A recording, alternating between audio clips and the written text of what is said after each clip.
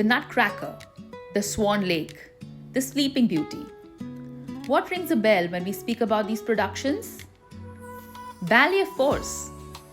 Hi there, I'm Chandini, your host, putting the spotlight on art and artists from world over.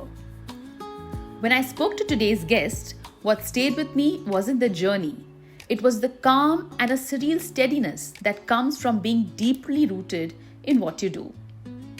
Apeksha Bhattacharya discovered ballet at an age most people would call too late. In a country where ballet isn't a part of everyday conversation, she chose to learn it anyway, patiently and seriously, and with a lot of joy. Apeksha is a ballet educator, the founder of the Indian Academy of Russian Ballet, and a TEDx speaker. She has worked extensively in Finland, in Russia, the Czech Republic, and Italy, and even represented India on various platforms. I was curious to know about this person who made a space for ballet in India and what was it like knocking so many doors in foreign countries. Let's hear Apeksha's story. So Apeksha, after my chat with you, I must tell you, I feel that I probably may not do justice with your story, but I hope what I wish my audience to know comes through this. But first of all, Chandni, thank you so much for looping me into your journey, and more importantly, for giving ballet a space of conversation. It's very seldom we speak, we talk of ballet outside, of course, our community, and to rope you in to our community and our energy, and I'm so grateful. I'm grateful that you're on my show because there's so much to know. I mean, as an audience, especially in India, I mean, we all have our own idea of ballet. But what the real ballet art form is we hope to find out from you today. Absolutely. And I'm going to start from the very beginning. I'm going to do this the conventional way. I just want to know everything about you. Like, tell me about your childhood. Where did you grow up? What were you like a teenager, about your family? So there's whatever there is to know about you as a person. Absolutely. Chani, I come from a Bengali background. Okay, so arts, performing arts also was always at the background somewhere. Right at the age of 3 was my first performance on stage. And at that time it was Rabindra Nitya. My mom has always been a self-taught artist. She's a dancer in folk. My sister is in fashion designing. So basically, art is something I've always been exposed to. And as a family, we were very culturally immersive, going to everything cultural, right from little shows to, mom taking me to Dadar, going for folk dance classes every weekends after school. Of course, my bachelor's is from Mumbai in advertising. Okay, all right. Mass media. Back in those days, we had a few famous choreographers and teachers like Shamak Davar and all of those. Right? So, like any other teenager, I would go to Shamak classes on the weekends again after college and things like that. So, I've never left dance. It was a part of my life. And it was part of you. Yes. It's like I go to eat lunch, I go to eat dinner, and I go to dance. Okay, all right. I feel you. All right. So I'm particularly interested in finding out how you were introduced to ballet and where were you introduced? Because in those days, I'm sure ballet was a rare experience. Yes, absolutely. Yes. I never even heard of ballet until I was about 17 or 18. So I used to participate in all these college festivals, and one of the judges came from Ashley Lobo's company, and he gave me a scholarship. Come and join us. And I thought I'm going there for jazz and contemporary because these styles we'd heard of, and Right. we would explore, even though unknowingly, but we would informally explore these even in our college days. We went about, and when I went into the dance studio, like a proper constructive dance studio, and there's this Filipino teacher teaching ballet. Now, first of all, I did not even know the spelling of ballet and what ballet is. So we had the bar. I was placed at the bar, absolutely looking like a joker. I don't know where my limbs were going. Then I started researching on what ballet is, and Mm-hmm. you know what, my most thanks would go to Google research because Really? Wow. because of those days I didn't know who to go to even talk about ballet, to even speak about the fact that I'm getting inclined towards Mhm. this art form, and who can guide me further. So everything was very internet based researches. What is ballet? What do you do in ballet? YouTube karo. So these were the kind of explorations that I managed. I'm sure there was more than these explorations that you've done, because ultimately Google cannot be the only source that has made you what you are today. So that's where my next question comes. How did you pursue this further? I mean, Google, yes, Google probably took you to a certain extent, but in terms of professional training, how did you pursue this further? And where did you get the opportunity to do this? Right.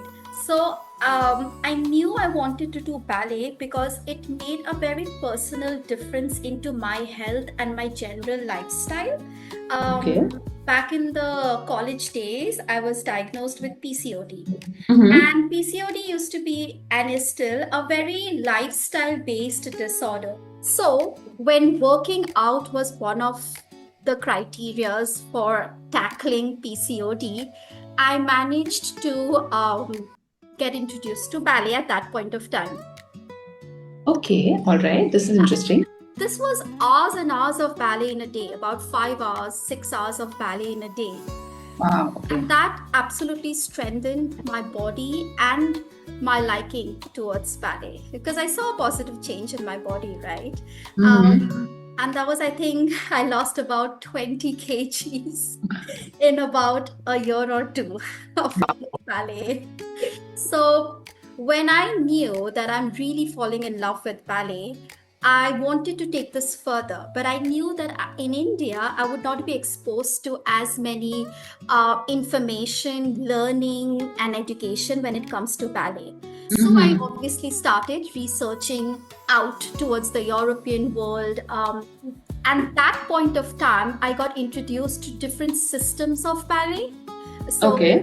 just to let you know, I teach the Russian system within ballet. So, just like how you go to school and you put in your child for CBSE, ICSE, or SSE board, we have Right. our boards in ballet. Okay. And I knew I wanted to do the Russian method. Now, to be able to do the Russian method, I needed to go to Russia. And that's where my absolute journey began. Okay. So, how did you know that you wanted to do the Russian school of? Yes. Now that was a tough choice. That's something that took me about a year just to make up my mind. I did a lot of research of in general what the Russian system is, back to its history. I even went on further to learn the language, which is Russian, Mhm. and a lot of digging up on its historical and traditional system of working and compare it to the other systems of ballet. And when I saw the positives and the strengths within that system, that's when Mhm. I knew I had to go for this. And what are all the systems in ballet? At absolute beginning would be your Italian system. Okay. It focuses more on your strength and your lower limbs, which is your footwork. And Okay. then comes your French and your English system, which Mm-hmm. is more to do with the aesthetics of ballet, the grace and the softs of ballet. We call them our epaulements, which mean that the softer gestures you would see more in the English system. Okay. And when teachers from France and Italy went to Russia to teach during the Renaissance period, they Mm-hmm. fused in the Italian and the French system. Oh, So the lovely. strength of your Italian system and the softness of your French system, and there was like a hybrid, and it became your Russian system. And then you have your age old Danish system, which is again to do with a lot of strength work. And then one of the teachers from Russia said, hey, let's go to the American soil because ballet is not yet introduced there. So one of the Russians went to America and introduced his own modern take, because we know how Americans work, right? It's a little bit of a modernistic take on whatever you do traditionally. Sure, So yes. then that became your American system. Okay, so there are like maybe a total of 5 systems that ballet has. Yes, Okay. yes, there are 5 systems. Okay, so what happened now that you have reached Russia? Where did you go in Russia and what did you do there? Before we land in Russia, I must say that I had to make a choice on what my purpose in ballet is. Right, so we've Okay. always heard of things like we need to start ballet at a young age when you're about 5 or 7 years old, right? Correct. Yes, And here yes. I was in my early 20s wanting to do ballet. So, that itself was a disastrous point in itself. Okay. So now my purpose in ballet had to be shifted. Do I want to go ahead and pursue ballet as a dancer, a student, and a performer? Which should have happened 10 years before I decided to do that. Correct. Yes. Or should I pursue the education side of it? So when I was filling out my application form, I did not just fill out the forms for Russia. I filled out about 20 forms all over the world. One of the forms was to the National Ballet School of Cuba. I got myself a one year scholarship to the Cuban school, but as a student. I respectfully declined it because I knew that my time as a student is no more beneficial to the growth of ballet in India. I had to pursue ballet as an education to be able to give it to the younger generation. And that's when I started sub-selecting the forms that I had already given away. I'd sub-selected them and went in only for the educational ones. And that's how I started my journey. First, I visited Finland, then Croatia, and then Budapest, and finally Russia. Now, the reason behind going to all these 4 countries is because I was going and tapping the doors of all the Russian ballet teachers. What you need to understand that when it comes to ballet education, every country have their state school and their state performing opera, right? So if you go to, let's say, Croatia, you will have the Croatian National Theatre, which is a state performing theatre. And then under them, you have your Croatian National Theatre School. So my ballet teachers come all the way from the Russian theaters to the Croatian theaters to, let's say, the Hungarian opera and even the Finnish state opera, right? And that's when I started very informally studying the pedagogical viewpoint of ballet. Was there anyone to guide you through this? You know something, Chandi, it's something that I follow till date, which is make your own path when you don't see a path. I was very shy, a person, very scared and sometimes even embarrassed. How do I approach? There's such big teachers and big experts in their field. Nobody in India I could approach who could speak to me one-to-one, mentor me, and give me a guidance. And hence, I had to rely a lot on searching on my own, sending emails, and I became a pro in writing a cover letter for myself because I had to sell my story, tell them that I'm from India and I may not know everything about ballet, but there's one thing for sure is I really want to learn and learn it the right way. And I'm serious about this. Like, you take me Yes. seriously. Yes, and that passion or that intention rather really would stick to them, and I would get all the replies back. Like if I send an email to 20, even if they cannot help me, probably they would lead me to someone else. So at a very young stage of my ballet journey, I started getting comfortable conversing through emails with everyone globally, right from Cuba to Russia to America and to Scandinavia, everywhere. I would just throw emails and I would start chatting. And that's how I started to understand the power of mentorship, the power of guidance, the power of network, which today I am absolute passionate about giving to the next generation, because that's something that I had to create on my own. I want to know, I'm quite curious actually to know what was on that cover letter that got you responses from practically everyone all over the globe.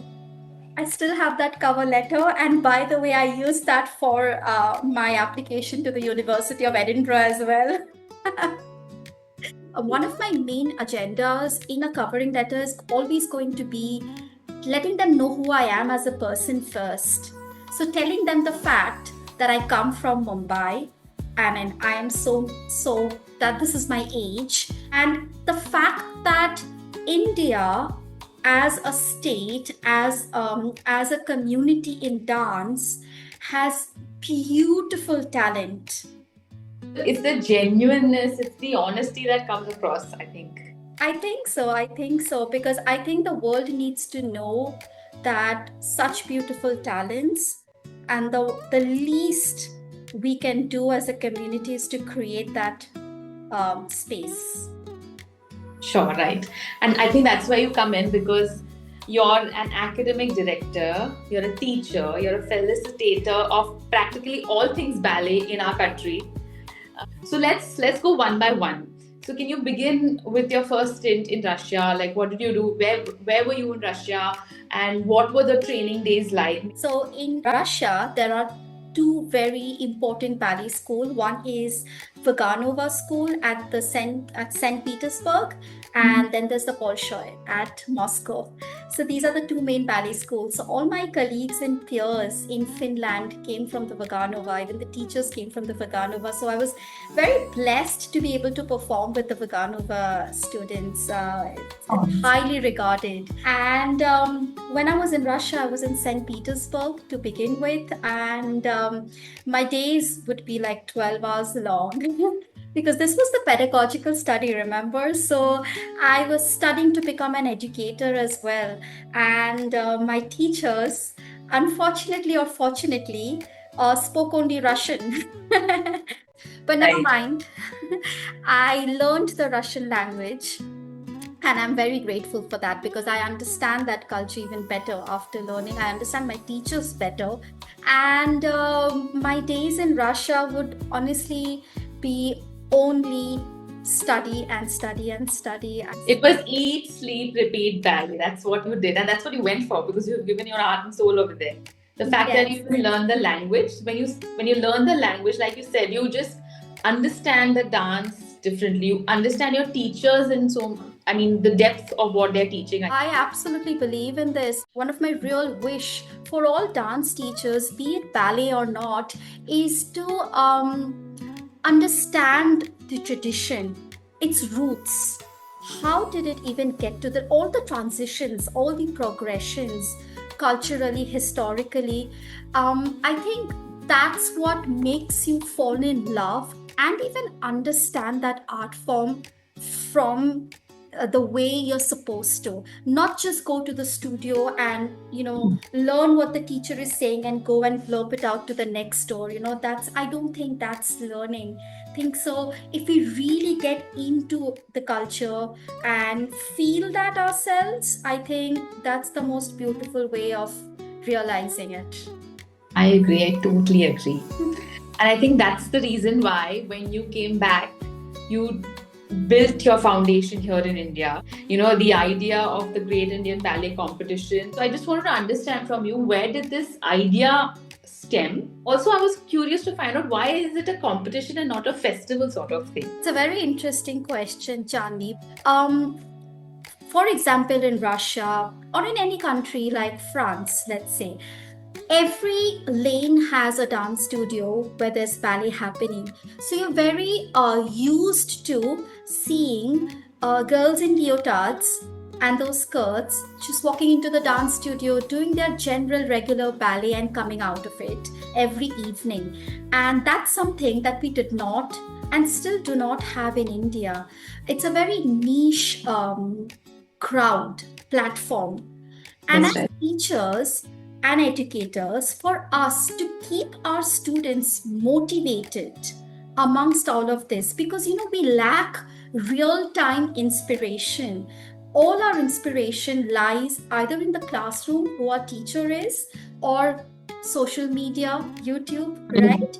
Now, hence, I thought of why not? Let's just do a competition between my own students and just give them a chance to see how they perform on stage, just to face real time experiences going up on stage. And that was it. From then on, my other colleagues and peers, they started getting in. We got a little bit more open about it. Mhm. And then came COVID.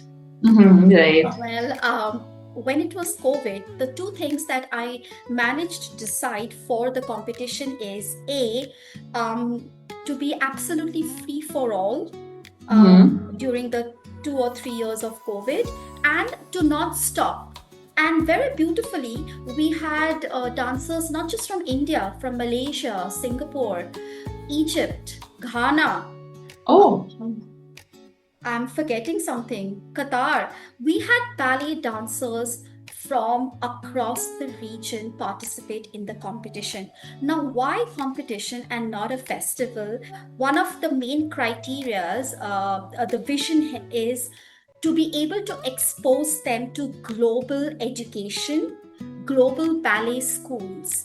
Right. So, through this competition, we have members of different ballet schools, for example, Canada's National Ballet School, Singapore Ballet Academy, the English Ballet School. These are all state run ballet schools that come to India through this competition, and they are free to give away scholarships to as many as they like, and hence the competition. But mind you, this competition does not focus on first, second, third. It's Okay. about giving away scholarships to the deserving candidates.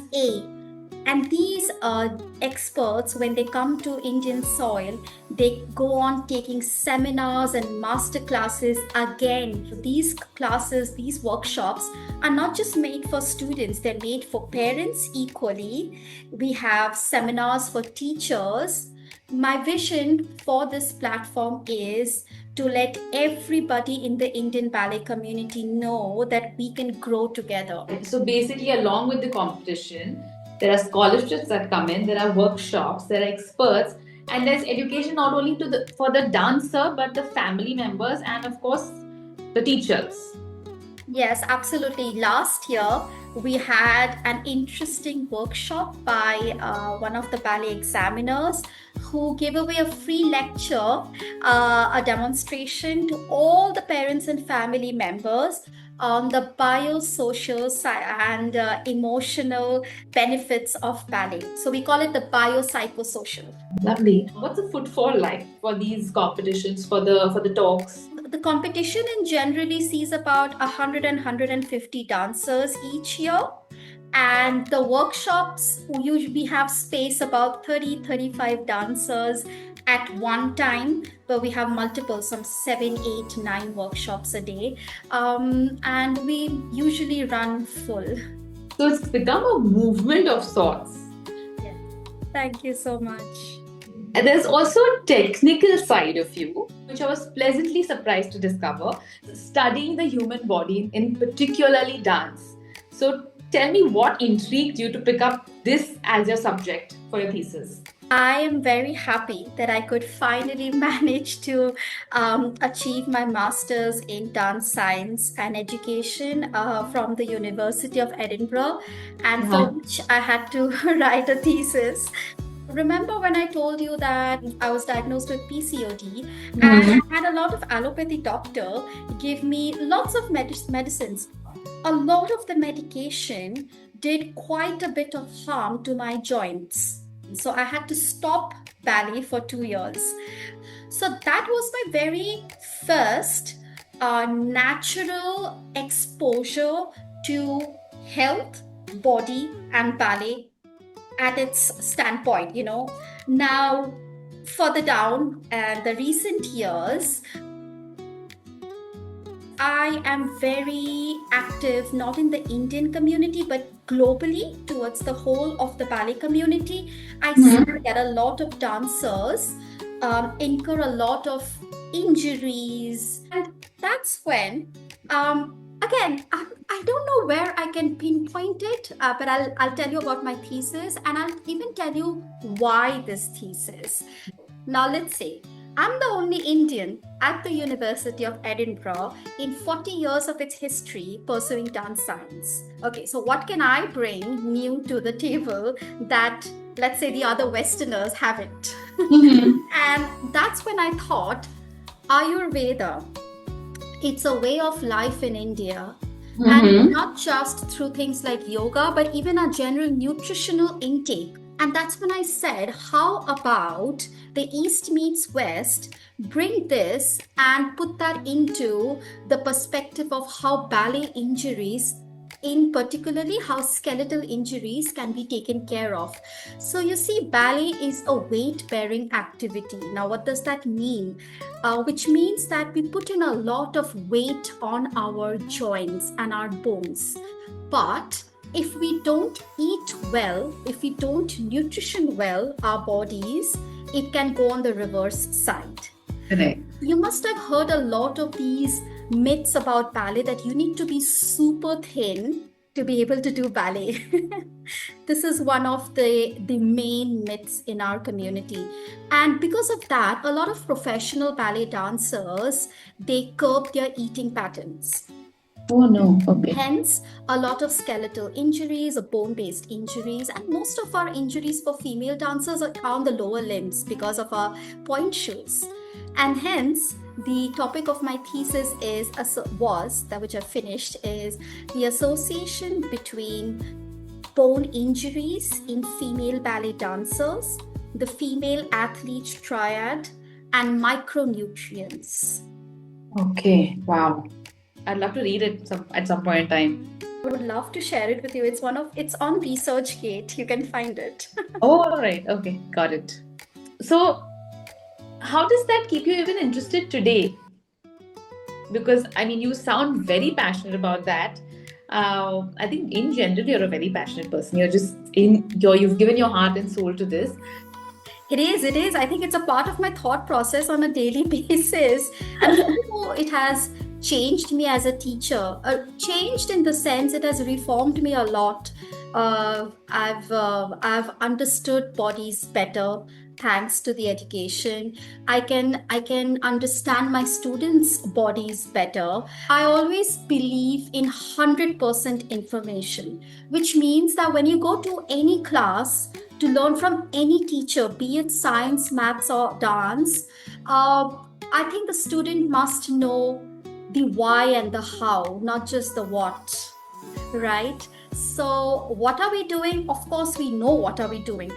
How are we doing this particular movement? And even more importantly, why? As a Bharatanatyam dancer, I must tell you, like today, I'm telling you that I'm practicing morning and evening.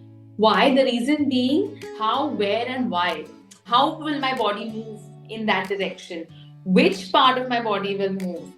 Yes, I'm so happy you mentioned. You know, it is so beautiful. Performing arts is something that you very seldom have to push a child to do it. Because it's so expressive in nature.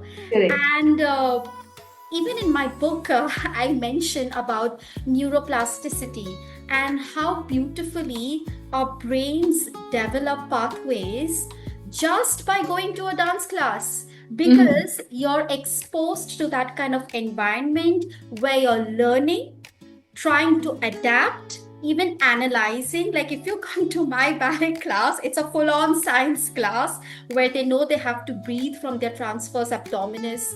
They know all the bones in their pelvic muscles. They know which part of their spinal cord, whether it's the lumbar or the thoracic, that works. Anatomy class, basically, along with ballet. Well, they are a pro at creating skeletons now. But go ahead, I interrupted you, sorry. No, but it's so beautiful that just by dance, there's so many things that the kids can explore. I think dance, not just ballet in general, is a skill set, right? And a lot of my students, they might not even go all the 8 years of ballet with me.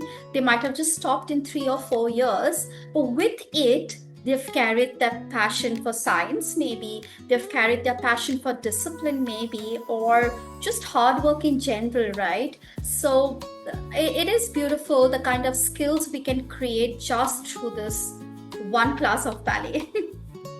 Totally agree. You're also the global director at the Russian Ballet and Theatre Art Association, right? Since you are at this global stage, you are also expanding this art to the Middle East and Southeast Asia. So tell me about this vision in this endeavor that you have. I'm very grateful that, through this organization, which is primarily based out of UK, it's an examination board, which basically gives services when it comes to ballet examinations and teachers training.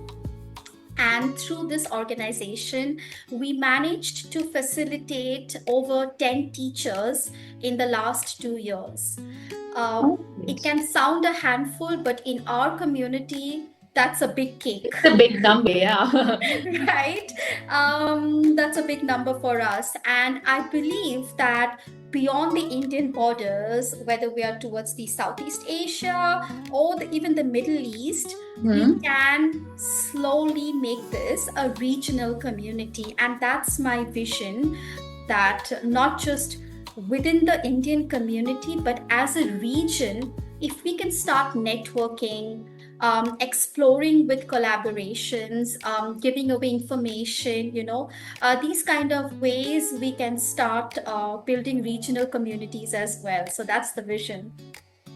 There's something that I missed asking you. I'd like to know the journey of you creating teachers. Well, because I come from the Russian-based system, I am mainly only responsible of facilitating the ballet teachers who are interested in going ahead with the Russian system. Okay. Having said that, we have about 10 odd teachers. There are two sides to this. One is this community of 10 teachers who get very regularly mentored by me and of course by the head of education at the Arbiter examination board. We regularly on a weekly basis study together. They give their sets of examinations which are internationally qualified and in short make them independent of their own job that they do. So that is one of the small community that I have managed to create. The other one is a much more larger community. We have a society of teachers where there are about 30, 40 odd teachers all over India. And it doesn't matter whether you're from the Russian system, whether you're from the English system or the American system. What matters is that we create the networking with each other. We share information. If somebody thinks, oh, there's a beautiful performance happening, take a look, and things like that. So it's all about exploring and growing together, that part of it. This was your vision and mission about ballet as an art in India, all over the world. But I want to understand, what's your personal mission and vision? Well, these days, I am totally manifesting my PhD. Personally, I have never thought of ballet as a job. It's something that it's become like a natural day-to-day activity that I do since the past 15 years now. I would be very, very grateful if I somehow manage this PhD. If no, I'm sure. I mean, you said you believe in creating your own path. I hope so. So fingers crossed, and thank you so much. All right, this brings us to the end of the getting to know you part. I have a second segment, which is the fun rapid fire segment. Okay. And it's like something to end on a lighter note. Right. I must say, you have a very charming demeanor, always happy, always smiling. So I really want to know what makes you angry. Ah, I'm a very strict teacher, by the way. So, indiscipline. Okay, all right.